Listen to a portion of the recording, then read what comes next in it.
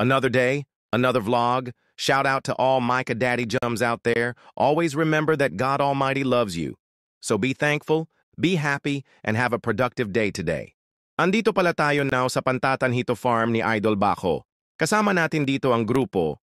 Andito sila Madam Kevin May, Manong Rodel at Emerson.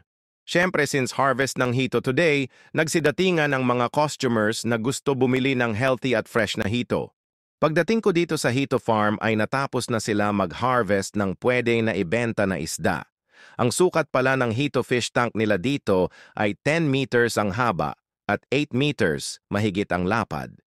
Ang binagsak dito na Hito fingerlings ay sobra 5,000 at nakuha ng 5 peso bawat isang fingerling.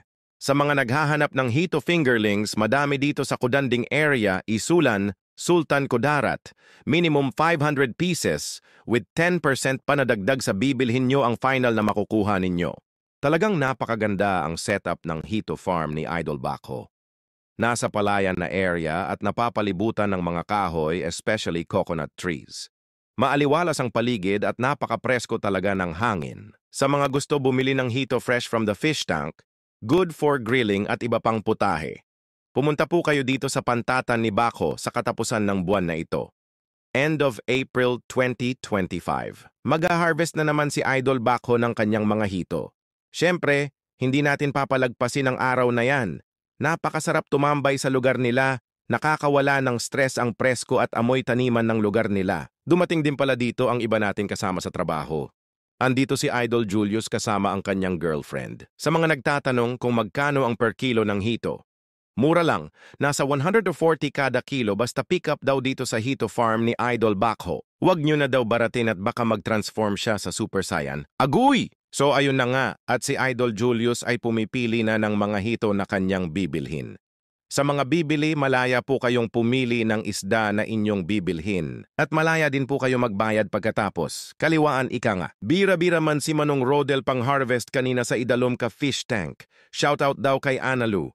Palangga ka daw ni Manong Rodel. Sana all, sa sobra niya kapalangga sa imo, ginbaklan kanya pila ka kilo nga hito.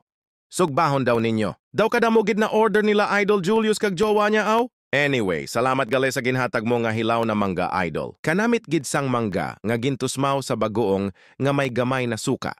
Tamsakid sa panlasa, kanamit sa tutunlan ang combination sang aslom kag sa bagoong. Sa oras na ito, lumabas na at tirik na si Haring Araw, pero hindi mo masyado ramdam ang init dahil sa mga nakapalibot na puno sa paligid. Habang busy sila sa pamimili ng hito, tayo naman ay umalis muna para kunin ang icebox na lalagyan ng mga orders ng mga kilala natin na nagpasabay. Habang ang grupo ay nagpaplano ng mga gagawin sa next harvest, sa katapusan ng buwan na ito. Siyempre, di mawawala ang kainan sa next harvest. Maganda rin siguro magdala ng inumin para mas okay ang bonding ng grupo. Ang bilis ng oras, aabutin na tayo ng hapon, kaya nakapag-decide na tayo na mag-prepare na umuwi. Need na natin isigurado ang mga inutos sa atin na mga pasabay. Since ready na ang mga isda natin, kailangan na natin ito i-travel para fresh pa makuha ng mga kaibigan natin. Thank you for watching, guys! Salamat sa walang sawang suporta. Paki-like, share, and follow, guys. Mag-iwan na din kayo ng komento. At bakas para mabisitahan ko mga videos ninyo at ma-follow ko na din kayo. See you all on my next videos. Thank you ulit, guys. I love you. Bye-bye.